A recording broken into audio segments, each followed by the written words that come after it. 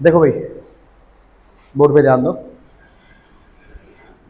Topic जो आज का है वो साइटोप्लाज्म टू क्लोरोप्लास्ट। ये हमारी बात चल रही थी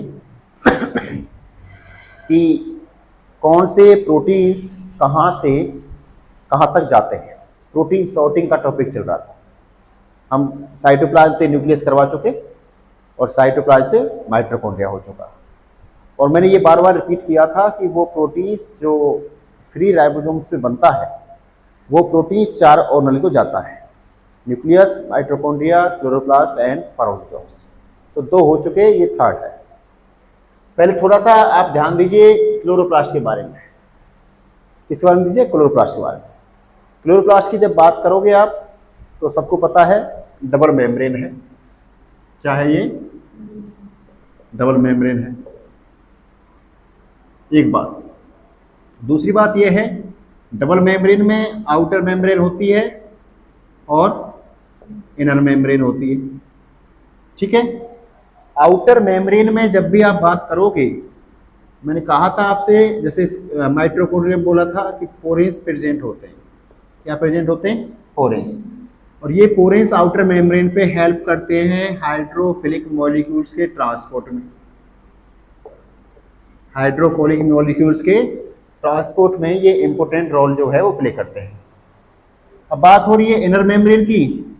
तो इनर मेम्ब्रेन पे तो बेटा माइटोकॉन्ड्रिया, इसकी क्लोरोप्लास्ट की आपको ध्यान रखना है, कई सारे आपके जो एंजाइम्स हैं वो वगैरह प्रेजेंट हो सकते हैं, है ना? होते हैं या होते हैं, ध्यान रखना आपका। बात करते हैं फिर आगे क्लोरोप्लास्ट की। क्लोरोप्लास्ट एक सेमी ऑटोनोमस ऑर्गेनेल है। सेमी ऑटोनोमस ऑर्गेनेल है ये। अब इसका मतलब क्या होता है फिर? इसका मतलब बेटा ये होता है कि इसके पास खुद का आरएनए वो होता है, राइबोसोम्स भी होता है ना? राइबोसोम्स होता है। कौन सा होता है? 70S, जिस पर कुछ प्रोटीन्स भी सिंथेसाइज होती होंगी। जैसे माइटोकॉन्ड्रिया के मैट्रिक्स में 70S राइबोसोम्स था, ऐसे क्लोरोप्लास्ट के पास भी एक 70S राइबोसोम्स होता है, जिसको आप कह सकते हो कि डिफरेंट टाइप्स की प्रोटीन सिंथेसिस में ये 70S राइबोसोम्स जो है वो हेल्प करता है इन द क्लोरोप्लास्ट। ठीक है।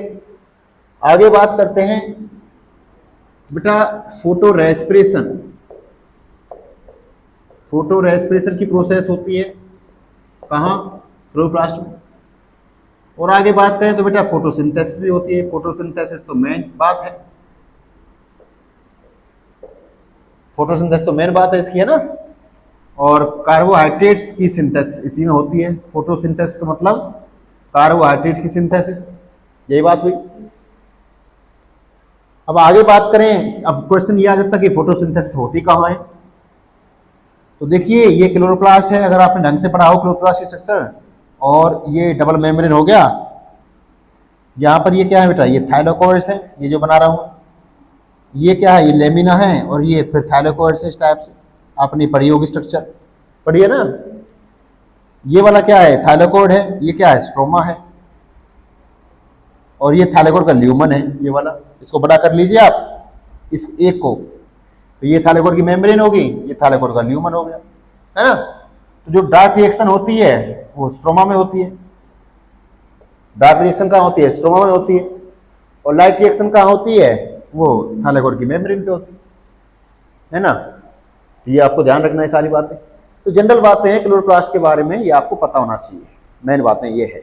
और भी कोई टॉपिक इसमें से आपको समझ में आता है तो वो आपको पता होना चाहिए, याद होना चाहिए। एक चीज बात आपको बार बार मैं समझा रहा हूं कि जब भी आप माइटोकॉन्ड्रिया की बात करोगे, क्लोरोप्लास्ट की बात करोगे। माइटोकॉन्ड्रिया में बेटा ईटीसी होती है, इलेक्ट्रॉन ट्रांसपोर्ट चेन। ऐसे ही क्लोरोप्लास्ट के अंदर फोटोसिंथेसिस होती है। इन दोनों के अंदर प्रोटॉन ग्रेडियंट एनर्जी निकलती है। क्या निकलती है? प्रोटॉन ग्रेडियंट एनर्जी निकलती है। प्रोटॉन ग्रेडियंट एनर्जी निकलती है। और ये प्रोटॉन ग्रेडियंट एनर्जी जो है यूज्ड होती है फॉर ट्रांसफर ऑफ प्रोटीन्स। अभी बातें इतनी याद रखो, मैं प्रूव करूंगा कैसे यूज होती है। ठीक है। मतलब जो आपके फोटोसिंथेसिस होती है इसमें क्लोरोप्लास्ट में, थाइलाकोइड मेम्ब्रेन पे, यहाँ पर बेटा प्रोटॉन्स निकलते हैं। प्रोटॉन मतलब हाइड्रोजन आयंस, H पॉजिटिव। वो हाइड्रोजन आयंस एक तरह से एनर्जी में काम करते हैं, उनसे निकलती है प्रोटॉन ग्रेडियंट एनर्जी। उस प्रोटॉन ग्रेडियंट एनर्जी का यूज कहाँ होता है? वो ट्रांसफर ऑफ प्रोटीन, वो ट्रांसफर ऑफ प्रोटीन। ये सारी बात आपको थोड़ी ध्यान रखनी है। अब मेन टॉपिक हमारा क्या है? साइटोप्लाज्म टू क्लोरोप्लास्ट, प्रोटीन्स का वो है जो हमारा मेन हमें पढ़ना है, वो उस पर ध्यान दीजिए आप। प्रिया, उस बात पे ध्यान दीजिए। स्ट्रोमा बेटा ये खाली स्थान पड़ा हुआ है, ये वाला सारा स्ट्रोमा है। हाँ ग्रेना में, ये ग्रेना, ये पूरा ग्रेना है, ये पूरा ग्रेना है। और एक मैंने थाइलोकोर मेम्ब्रेन बता दी है ना, एक थाइलोकोर बता दिया। सिंगल को थाइलोकोर बोलते हैं, वैसे ग्रेना बोलते हैं टोटल को।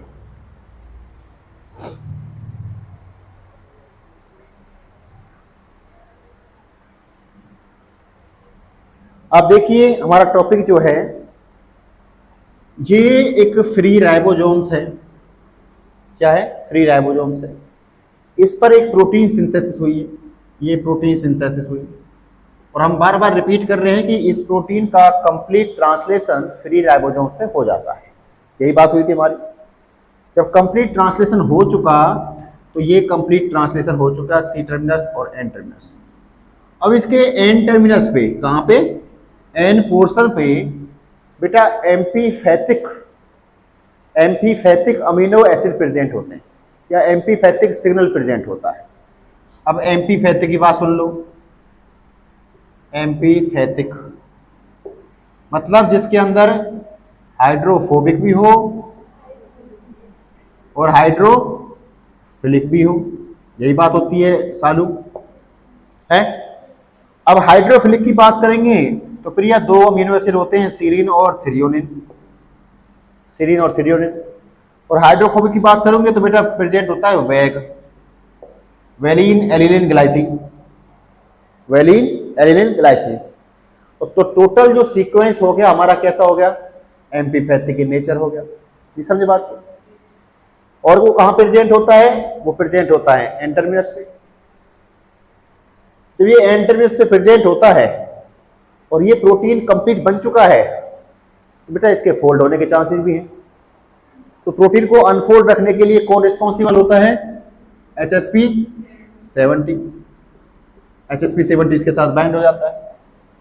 साथ साथ कई बार आप कह सकते हो एक प्रोटीन और होता है, उसका नाम है 1433। ये प्रोटीन बाइंड हो जाता है यहां पर इसके साथ। इसका काम भी सेम जैसे ये है ऐसे ही ये है, इसके अंदर भी ATPase एक्टिविटी होती है ना। HSP70 के अंदर कौन सी एक्टिविटी होती है? ATPase activity. सेम उसी तरीके से इसके अंदर भी कौन सी एक्टिविटी होती है? ATPase activity. ये दोनों यहाँ बाइंड हो गए। इस प्रोटीन को हम क्या बोल सकते हैं? फॉस्फोराइलेटेड प्रोटीन भी बोल सकते हैं। फॉस्फोराइलेटेड प्रोटीन भी इनको हम कह सकते हैं, ध्यान रखें। ये मेरी तरफ से एडिशनल पॉइंट है आपके लिए कि फॉस्फोराइलेटेड प्रोटीन्स भी इनको बोल सकते हैं, ठीक है। इस केस में तो मेरे को डिफरेंशिएट करना है आगे कि तीन टाइप के कौन से प्रोटीन आगे ट्रांसफर होते हैं। चलिए ये प्रोटीन यहां से मूव करेगा कहां? क्लोरोप्लास्ट की आउटर मेम्ब्रेन पे। ये क्लोरोप्लास्ट क्या है? Outer membrane. इधर देखो एक बार दोबारा, ये क्या हो गया? आउटर मेम्ब्रेन हो गई, ये इनर मेम्ब्रेन हो गया, ये हो गया थाइलोकॉइड ग्रेना, है ना। तो बेटा अब देखिए यहां की बात कर रहे हैं आउटर मेम्ब्रेन की। अब आउटर मेम्ब्रेन पर जैसे हमने माइटोकॉन्ड्रिया वाला केस समझाया था आप लोगों को, टॉम प्रेजेंट होते हैं वहां पे, थे ना। यहाँ पे क्या होंगे? टॉक। क्या होंगे? टॉक। यहाँ पे टॉक प्रेजेंट होंगे। Translocase of outer membrane of chloroplast, है ना। Translocase of outer membrane of chloroplast present होंगे यहाँ पे, ठीक है। वहां पे टॉम थे। Translocase of outer membrane of mitochondria. अब जो टॉक प्रेजेंट होंगे यहाँ पे ध्यान दीजिए सभी बच्चे। इसमें एक होगा बेटा सबसे पहले टॉक 159, टॉक 159। एक होगा बच्चों कौन सा? टॉक 34, और बीच में होगा टॉक 75, ठीक है। जो टॉक 159 है और टॉक 34 है, इन दोनों के अंदर कौन सी एक्टिविटी होती है? जीटीपीएच एक्टिविटी। कौन सी एक्टिविटी होती है? जीटीपीएच एक्टिविटी होती है, ध्यान रखना। इन दोनों के अंदर, जब इन दोनों के अंदर जीटीपीएच एक्टिविटी होती है और आपका प्रोटीन यहां पर आ चुका, इसके साथ HSP70 भी है, ये प्रोटीन आ चुका यहाँ पे, तो जो टॉक 159 है और टॉक 34 है, ये दोनों इसको क्या करेंगे? रिकॉग्नाइज करेंगे, इस प्रोटीन को पहचानेंगे इसको। जब ये दोनों प्रोटीन्स इसको पहचानते हैं, दोनों प्रोटीन्स इसको पहचानते हैं और उनको पता चल गया, उनको कंफर्म हो गया कि ये प्रोटीन कहाँ का है? क्लोरोप्लास्ट का है, तो ये अपनी जीटीपी को क्या कर देंगे बेटा? हाइड्रोलाइज कर देंगे, फॉस्फेट। और जैसे ही इन दोनों ने जीटीपी हाइड्रोलाइज की, ऐसे ही टॉक 75 के पास मैसेज जाएगा, इसको चैनल फॉर्मेशन करिए। क्या फॉर्म करेगा? चैनल फॉर्मेशन करेगा। और जैसे ही चैनल फॉर्मेशन किया इसने, ऐसे ही ये प्रोटीन कहाँ आ गया बेटा? इंटर मेम्ब्रेन स्पेस में आ गया, HSP70 हो गया। यहां तक समझ में आया नहीं आया आपको लोगों को? ठीक है, ये तो एक कहानी होगी। अब दूसरी कहानी साथ साथ देखिए, यहां पर एक प्रोटीन और होता है, उस प्रोटीन का नाम है बेटा टॉक 64। इसको मैं अभी डिफाइन नहीं करूंगा, बाद में करूंगा। और इसके साथ साथ होता है टॉक 12, टॉक 12 भी होता है। ये हो गया आउटर मेम्ब्रेन का ट्रांसलोकेज। अब बात करते हैं इनर मेम्ब्रेन की, इसकी। और अभी जो प्रोटीन हमारा कहाँ है? इस इंटर मेम्ब्रेन स्पेस में है ना? इंटर मेम्ब्रेन स्पेस में है प्रिया। हाँ, अब देखिए इसके साथ HSP साइड बैंड है, टॉक 12 यहाँ पे है। यहां पर एक प्रोटीन होता है, उसका नाम है टिक। जैसे वहां पे टॉम टिम थे, यहाँ पे टॉक टिक है। इसका नाम है बेटा टिक 110। साथ साथ यहाँ पे होगा टिक 20 और टिक 21, टिक 21 और 20। और थोड़ा सा लंबा होगा इस टाइप से, थोड़ा सा दे रखा होगा, उसका बेटा टिक 22। क्या होगा? टिक 22, इस टाइप से। समझिए बात को। अब जो ये HSP प्रोटीन इसके साथ बाइंड हुआ है, प्रोटीन HSP, यहां से क्वेश्चन ये आता है कि ये प्रोटीन यहां से यहां कैसे पहुंचे? इनर मेम्ब्रेन पर। तो इनर मेम्ब्रेन पर पहुंचने के लिए HSP70 इस प्रोटीन के साथ बाइंड है अभी तक।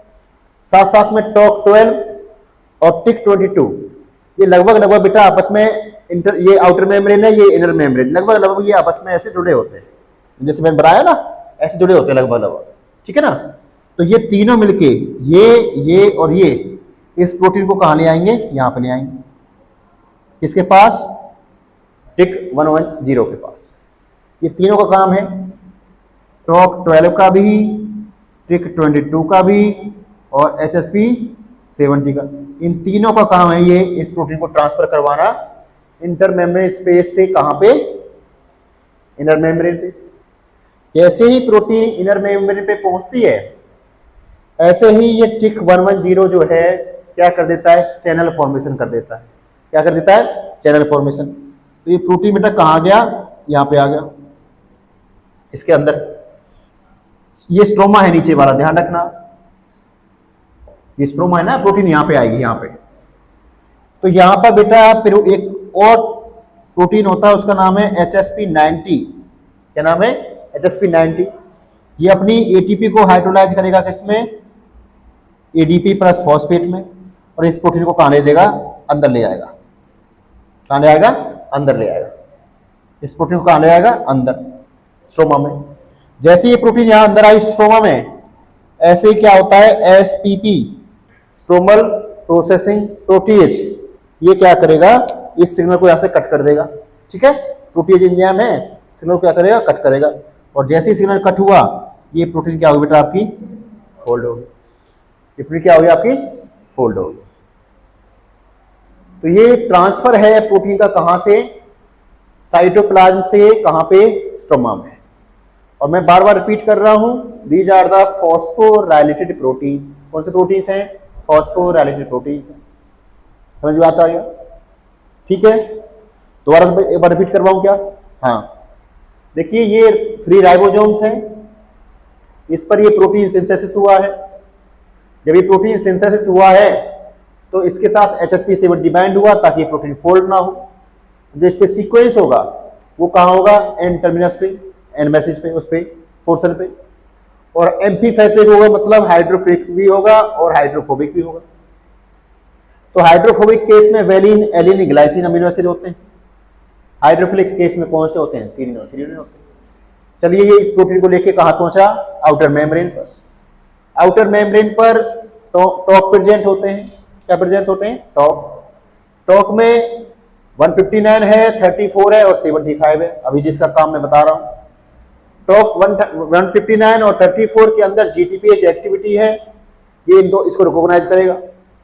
अब इनको कंफर्म हो गया दोनों को, ये प्रोटीन हमारी है, स्टोमा के अंदर आएगी, तो इससे कहेगा 75 से भैया आप चैनल फॉर्मेशन करिए। ये चैनल फॉर्मेशन करेगा तो प्रोटीन अंदर आ जाएगा। चैनल फॉर्मेशन मतलब इस टाइप से प्रोटीन निकल गया अंदर। और नीचे वाली मेम्ब्रेन पर जाना है इसको, क्योंकि स्टोमा जाने के लिए इसको इनर मेम्ब्रेन भी क्रॉस करनी पड़ेगी। तो इनर मेम्ब्रेन पे क्या है बेटा, थिक 110 प्रेजेंट है, 20, 21 और 22 और साथ साथ में यहाँ पर 64 और टॉक प्रेजेंट 12 प्रेजेंट। अब इंटर मेम्ब्रेन स्पेस से जो प्रोटीन है नीचे जाएगी कैसे, इसकी हेल्प से, इसकी हेल्प से और इसकी हेल्प से। कहाँ गई, इनर मेम्ब्रेन पे गई, यहाँ पे पहुंचती है अपनी। अब टिक 110 जो है क्या करेगा, चैनल फॉर्मेशन करेगा और ये प्रोटीन अंदर आएगी। यहाँ पर HSP90 अपनी ATP को हाइड्रोलाइज करेगा और इस प्रोटीन को अंदर आने देगा, खींच लेगा इसको, है ना। एक्टिव प्रोसेस होगी एक तरह से। जैसे ये पहुंचता है स्ट्रोमा में, यहाँ पर stromal processing proteases enzyme present है, ये इसको कट कर देगा सिग्नल को। जैसे सिग्नल कट हुआ ऐसे ही ये प्रोटीन क्या हो जाएगा, फोल्ड हो जाएगा। प्रोटीन क्या हो जाएगा, फोल्ड हो जाएगा। तो ये मेथड है या ट्रांसपोर्ट है जो आपके किसी भी बुक में, सेल बायोलॉजी की किसी भी बुक कोई उठा लीजिए आप, कार्प, कूपर, लोडिस, ब्रूस, किसी के अंदर नहीं मिलेगा, किसी के अंदर भी नहीं मिलेगा। ये ध्यान रखना, सिंपल सा दे रखा है, ये नाम नहीं है, सिंपल सा प्रोटीन आया, ATP हाइड्रोलाइज हुई, इंटरमेम्ब्रेन स्पेस में पहुंचा, यहाँ पे ATP हाइड्रोलाइज हुई और इनर मेम्ब्रेन पहुंच गया। कहीं भी किसी को डिफाइन नहीं कर रखा, ये किसी रिसर्च पेपर से मैंने पढ़ा हुआ है, वहां से मैं लिखा हुआ है। चाहे तो आप ये जो बुक हैं ये अपनी कार्प, कूपर वगैरह आप देख सकते हैं, इसमें नहीं मिलेगा ये, ठीक है। चलिए अब क्वेश्चन हमारा क्या है बेटा, प्रोटीन है जैसे HSP70 है ना, चैपरोस वाला मेंबर है, ऐसे ये है, ठीक है। अब क्वेश्चन हमारा ये आता है अंशु इसमें गुड़िया कि स्टॉक 64 का यूज तो हुआ ही नहीं, स्टॉक 64 का यूज तो हुआ नहीं, तो इसका यूज करवाते हैं। अब मैंने पहले ही डिफाइन कर दिया था यहाँ पे कि हम फॉस्फोराइलेटेड प्रोटीन की बात कर रहे हैं। तो दूसरा केस जब हम पढ़ेंगे तो पढ़ेंगे अनफॉस्फोराइलेटेड प्रोटीन, अनफॉस्फोराइलेटेड प्रोटीन मतलब इसके ऊपर HSP70 बाइंड नहीं है ना, और मैसेज इस पे है स्ट्रोमा में जाने के लिए। तो पहले ये प्रोटीन क्या करेगा, ये प्रोटीन सीधा जाएगा किसके पास, टॉक 64 के पास। इस केस में क्या था, डायरेक्ट जा रहा था किसके पास बेटा, टॉक 159 और 34 के पास। लेकिन इस केस में डायरेक्ट इनके पास नहीं जाएगा, पहले किसके पास आएगा, फिर ये देगा किसको, 34, किसको देगा, 34। इसलिए हम ये कह सकते हैं समझने के लिए कि टॉक 34 का PA है कौन, 64। भाई पहले चेकआउट कर रहा है, किसी मंत्री के पास जाओगे आप, किसी नेता के पास जाओगे, उससे अपॉइंटमेंट लोगे, पहले उसके PA से मिलोगे तभी नेता के पास पहुंचोगे।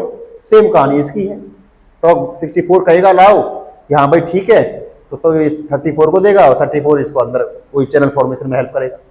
Same GTP hydrolyse, same process है, कुछ नहीं। समझ गए बात को, है ना।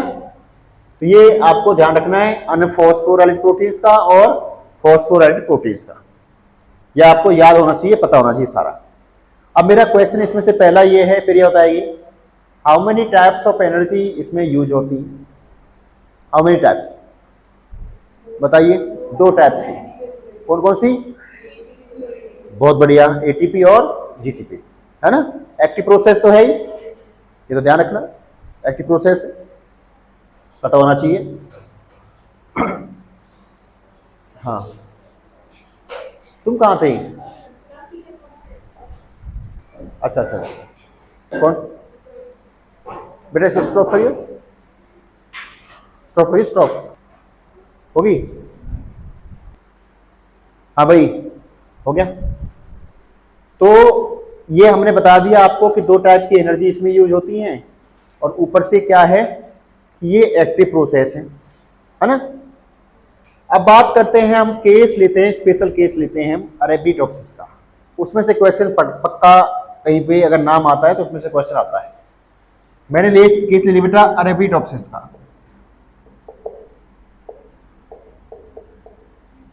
अरेबिडोप्सिस का केस ले लिया। अरेबिडोप्सिस में जो हमने पढ़ा है वो दो टाइप के प्रोटीन बनते हैं इसमें। एक प्रोटीन है फोटोसिंथेटिक प्रोटीन, और दूसरा प्रोटीन कौन सा है? Non photosynthetic protein. Photosynthetic protein और नॉन फोटोसिंथेटिक प्रोटीन। अब फोटोसिंथेटिक प्रोटीन्स की जो बात कर रहे हैं तो उसमें तो वो आते हैं लाइट हार्वेस्टिंग कॉम्प्लेक्स वगैरह, एलएससी वगैरह, है ना, वही आते हैं। और नॉन फोटोसिंथेटिक की बात करेंगे तो इसमें तो हाउसकीपिंग प्रोटीन्स आएंगे, हाउसकीपिंग प्रोटीन्स आएंगे। अब मैं आप स्पेशल केस बात कर रहा हूं अरेबिडोप्सिस की, ये कॉमन था सारा। अब मान लीजिए अरेबिडोप्सिस में ये फोटोसिंथेसिस प्रोटीन वाली जो है इनका ट्रांसपोर्ट होना, और ये वाली प्रोटीन, ये मान लीजिए ये वाली ये है, मान रहा हूं मैं, ठीक है। अब ये जो प्रोटीन जाएगी बेटा, तो ये जो टॉक 159 है ये ऐसा रहेगा सेम, लेकिन इस टॉक 34 की जगह कौन सा होगा? 33 होगा। ये आप नोट डाउन कर सकते हो, मैंने पहले कह दिया है। In the case of Arabidopsis अगर फोटोसिंथेटिक प्रोटीन ट्रांसफर होती है, उसका ट्रांसपोर्ट होता है, तो इस टॉक 34 की जगह क्या मिलेगा? 33 मिलेगा। बाकी कहानी सेम होगी, बाकी कहानी सेम होगी, ठीक है। अगर ये नॉन फोटोसिंथेटिक प्रोटीन्स होंगे और इनका ट्रांसफर होना है in the case of Arabidopsis, तो आपको ध्यान रखना है इस 159 की जगह कितना होगा? 120 और 132। टॉक 120 और 132 होगा, इनमें से ये होंगे, ये नहीं होगा, 159 नहीं होगा। 159 की जगह क्या होगा? 120 132 होगा, या तो 120 होगा या फिर 132 होगा। समझ गए बात? ये केस स्पेशल होता है मैंने किसका? अरेबिडोप्सिस का, ठीक है। फोटोसिंथेटिक प्रोटीन्स और नॉन फोटोसिंथेटिक प्रोटीन। तो फोटोसिंथेटिक प्रोटीन्स के केस में in the place of, at the place of talk 34 talk 33 is present, और नॉन फोटोसिंथेटिक केस में एट द प्लेस ऑफ 159 120 और 132 प्रेजेंट होते हैं, ठीक है। तो ओवरऑल कहानी हमने, या तो हम अरेबिडोप्सिस से कह दीजिए या फिर कह दीजिए आप सिंपल तरीके में, हमारी प्रोटीन कहां पहुंच चुकी? स्ट्रोमा के अंदर। अब एक बात मेरे को थोड़ा सा ढंग से सुने सभी बच्चे, मान लीजिए यहां पर 10 प्रोटीन्स आई हैं स्ट्रोमा में, इस मेथड के थ्रू कितनी प्रोटीन्स आई हैं? 10 प्रोटीन्स आई हैं, और 10 में से 5 प्रोटीन्स ऐसी हैं जिनको स्ट्रोमा में ही रहना है, वो स्ट्रोमा के लिए ही रिस्पॉन्सिबल थी। तो उनका जो ये एसएसपी ने क्या किया, इसको सिग्नल कट करके और यहाँ पे वो प्रोटीन फोल्ड हो जाएगी। बची कितनी? 5 प्रोटीन्स। वो 5 प्रोटीन इस स्ट्रोमा के लिए नहीं है, वो प्रोटीन्स कहाँ है? आगे ट्रांसफर होना है, और आगे ट्रांसफर होने के लिए कहाँ जाएंगी? वो थाइलाकोइड के ल्यूमन में जाएंगी, या फिर कहाँ जाएंगी? थाइलाकोइड की मेम्ब्रेन्स पे। उसके लिए अलग से पाथवे है। अब हमें क्वेश्चन क्या पढ़ना है? स्ट्रोमा से थाइलाकोइड मेम्ब्रेन या थाइलाकोइड ल्यूमन की ओर, ठीक है। ये बार बार रिपीट कर रहा हूं मैं। यहां पर वही प्रोटीन रुकेंगी स्ट्रोमा के अंदर जो प्रोटीन्स स्पेसिफिक हो, जिनको स्ट्रोमा के अंदर ही रहना है ना। मान लीजिए मैं एग्जांपल के तौर पे कहता हूं, मैं खड़ा हुआ हूं, मैं दिल्ली गया, ये मेरा घर है यहाँ पे, मैं दिल्ली गया, शाम को वापस अपने घर आ गया, और तुम भी मेरे साथ गए हो 3-4 बच्चे, ठीक है, और मेरे साथ गए थे, मेरे साथ वापस आए, तो क्या तुम मेरे घर रुकोगे? नहीं रुकोगे, क्योंकि मेरा घर तो है यहाँ पे, तुम तो आगे मूव करोगे। उसी टाइम से सेम यहाँ प्रोटीन जो स्ट्रोमा के लिए तो स्ट्रोमा रुक जाएंगी, बाकी प्रोटीन्स आगे मूव करेंगे। वो देखिए तरीका क्या है।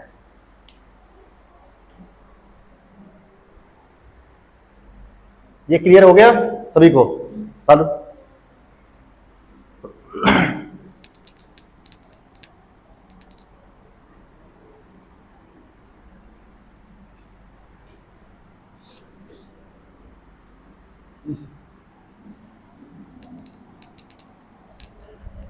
आगे देखिए, अब हमने बताया कि ये क्या हो गया, ये हो गया आपका थाइलाकोइड एक, इधर देखो प्रिया, ये थाइलाकोइड हो गया एक। और आपकी प्रोटीन कहाँ आ चुकी है, प्रोटीन आ चुकी है स्ट्रोमा में, ये प्रोटीन स्ट्रोमा में है, ये प्रोटीन स्ट्रोमा में देखो। और ये वो प्रोटीन है जो हमारी फोल्ड हो चुकी और स्ट्रोमा में रहने वाली है, ठीक है। अब इन प्रोटीन्स को आपको स्ट्रोमा से कहां ट्रांसफर करना है, या तो थाइलाकोइड के ल्यूमन में आएंगी या फिर मेम्ब्रेन पे आएंगी। तो इसके लिए 3 पाथवे हैं। पहला पाथवे बेटा सैक पाथवे। क्या पाथवे है, सैक पाथवे। सैक पाथवे, जो ये सैक पाथवे है ये हमेशा क्या यूज करता है, एटीपी यूज करता है। क्या यूज करता है, एटीपी यूज करता है। जैसे ये एटीपी यूज करेगा ऐसे ही इस प्रोटीन को रिकॉग्नाइज करेगा। ये प्रोटीन कहां आएगी, सैक के पास आएगी, और ये प्रोटीन कहां जाएगी बेटा, इसके ल्यूमन में आ जाएगी। कहां जाएगी, ल्यूमन में। जब ये प्रोटीन ल्यूमन में आती है तो ये प्रोटीन क्या हो जाएगा, आपका फोल्ड हो जाएगी यहाँ पे आके, क्योंकि ये ल्यूमन के लिए प्रोटीन है। इस पर सिग्नल है, कहां जाना है इसको, ल्यूमन में। कहां जाना है, ल्यूमन में, ध्यान रखना। और ये सैक पाथवे किसको यूज कर रहा है, एटीपी को यूज कर रहा है। एटीपी यूज करके प्रोटीन कहां जाएगी, अंदर आ जाएगी और फोल्ड हो जाएगी। इस पर अगर कोई मैसेज होगा तो मैसेज जो है कट कर दिया जाएगा, किसके थ्रू, ल्यूमन प्रोसेसिंग क्या प्रोटीएज। ल्यूमन बोल दीजिए या सीधा बोल दीजिए TPP, thylakoid processing protease, thylakoid processing protease. ठीक है भाई, क्लियर नहीं समझ में आया। हाँ, दूसरा केस देखियो, यहां पर एक प्रोटीन है, इस पर लगातार 2 आर्जिनिन रेजिड्यू प्रेजेंट है, रेगुलर 2 आर्जिनिन रेजिड्यू प्रेजेंट है इस पर। तो इसको कौन रिकॉग्नाइज करेगा, इसको रिकॉग्नाइज करेगा कौन, Tat pathway, twin arginine translocase, twin arginine translocase. ये किसको रिकॉग्नाइज करेगा, जिस पे लगातार रेगुलर 2 आर्जिनिन अमीनो होंगे, एसिड प्रेजेंट हो, ठीक है। इसने रिकॉग्नाइज किया, इसने रिकॉग्नाइज कर लिया। अब यहां पर एटीपी यूज नहीं होती, यहां पर कौन सी एनर्जी होती है, proton gradient energy, proton gradient energy यहां पर यूज होती है, ठीक है। उसकी हेल्प से प्रोटीन कहां आएगा, अंदर आएगा, और इस आर्जिनिन को कौन काट देगा, टीपीपी, और ये प्रोटीन क्या हो जाए बेटा, फोल्ड हो जाए। जो सिग्नल था ये किसने कट कर दिया, थाइलाकोइड प्रोसेसिंग प्रोटीएज ने, और ये प्रोटीन क्या हो गया आपका, फोल्ड हो गया। 2 केस हो गए। जो ये वाली प्रोटीन है, ये वाली प्रोटीन, इस पर सिग्नल कहां का है, मेम्ब्रेन प्रोटीन का। ये मेम्ब्रेन है, मेम्ब्रेन का इस पर सिग्नल है बेटा, मेम्ब्रेन पे जाएगी ये। तो मेम्ब्रेन पे जो जाएगी उसके लिए पाथवे अलग होता है, उस पाथवे का नाम है SRP pathway, signal recognition particle pathway, या सिग्नल रिकॉग्निशन पाथवे। ये अलग पाथवे है। जैसे ही इसने रिकॉग्नाइज किया कि भाई ये तो कहां जाना है, मेम्ब्रेन पे जाना है, इसको रिकॉग्नाइज कर लेगा, ये कर लिया। किसको दे देगा ये जो एसआरपी है ये दे देता है किसको, ALB3 को, ALB3 को। जब एसआरपी ने ये प्रोटीन ALB3 को दे दिया तो ALB3 क्या करता है, इस प्रोटीन को मेम्ब्रेन के अंदर इंसर्ट करवा देगा। और ये भी आपका ध्यान रखना, एटीपी यूज करती है ये पाथवे, क्या करता है, एटीपी यूज करता है। तो 3 पाथवे हैं, वो पाथवे हैं जिनका ट्रांसपोर्ट होता है कहां से, स्ट्रोमा से थाइलाकोइड के ल्यूमन में होना चाहिए, या फिर होना चाहिए थाइलाकोइड की मेम्ब्रेन पर। तो 2 पाथवे थाइलाकोइड ल्यूमन के लिए हैं, सैक पाथवे और टेट पाथवे, और एक पाथवे जो एसआरपी वाला है ये रिस्पॉन्सिबल है कहां के लिए, मेम्ब्रेन के लिए रिस्पॉन्सिबल है, कि प्रोटीन कहां जाएगा, वो मेम्ब्रेन पे जाएगा। अंशु, प्रिया, सालू, तुम्हारा हो रखा है, कोई डाउट पूछो, कोई डाउट आ रहा तो पूछो। सालू, ट्विन आर्जिनिन ट्रांसलोकेटर, नहीं सिग्नल नहीं है, सिग्नल इतना, लेकिन सिग्नल है बस कि वो कहां जाना है, ल्यूमन में जाना है। अब यहां डिफाइन तो हो गया तीनों तरह की, इस पे सिग्नल नहीं है, इस पे नॉर्मल है, इसको रिकॉग्नाइज कर लिया किसने, सैक पाथ में। अगर लगातार 2 आर्जिनिन रेजिड्यू प्रेजेंट है तो उसको रिकॉग्नाइज कर लेगा टेट पाथ में। अगर मेम्ब्रेन के लिए है तो कर लेगा SRB पाथवे, और ALV3 को दे देगा, ALV3 उसको कहाँ डाल देगा, मेम्ब्रेन के अंदर। और थाइलाकोइड मेम्ब्रेन के अंदर प्रोटीन्स का होना कंपलसरी है, क्योंकि लाइट रिएक्शन कहाँ होती है, थाइलाकोइड मेम्ब्रेन पे होती है। समझे बात को? थाइलाकोइड का होना जरूरी है। बहुत सारे प्रोटीन्स इन्वॉल्व होते हैं लाइट रिएक्शन में, जब हम पढ़ाएंगे फोटोसिंथेसिस वहाँ बात भी होगी कौन सा प्रोटीन है, क्या होना, PQ, PC, ये वो सब बहुत सारे। समझे बात को? जो प्लास्टोसाइलिन है, प्लास्टोक्विनोन है, अगर पढ़ाओ किसी ने प्लांट फिलोलॉजी, वही तो है सारी चीजें, और क्या है। तो ये सारा क्या है बेटा आपका, साइटोप्लाज्म से कैसे कैसे प्रोटीन क्लोरोप्लास्ट को मूव करती है। कोई डाउट हो अंशु तो बेटा पूछो एक बार, या हो गया है ना। तो ये सारा आपको ध्यान रखना है इसमें, और तो इसमें कुछ है नहीं। क्वेश्चंस के बारे में इसमें से कई सारे क्वेश्चंस बनते हैं, जहां से एक क्वेश्चन होगा सेक पाथवे किसको यूज करता है, ATP को यूज करता है, कहाँ लाता है, प्रोटीन्स को ल्यूमन में लाता है। टेट पाथवे उस प्रोटीन्स को लाता है जिस पर लगातार 2 ऑर्जिनल रेजिड्यू प्रेजेंट हो, कहाँ, अंदर। कौन सी एनर्जी यूज करता है, प्रोटॉन ग्रेड एनर्जी, ये मेम्ब्रेन के लिए है, ATP यूज करता है। फिर वो टॉक टिक वगैरह मैंने समझाया सारा, वो आपको ध्यान रखना है सारी बातें। तो इसमें से क्वेश्चन कई बार आता है, पूछा जाएगा। चलिए ठीक है बेटा।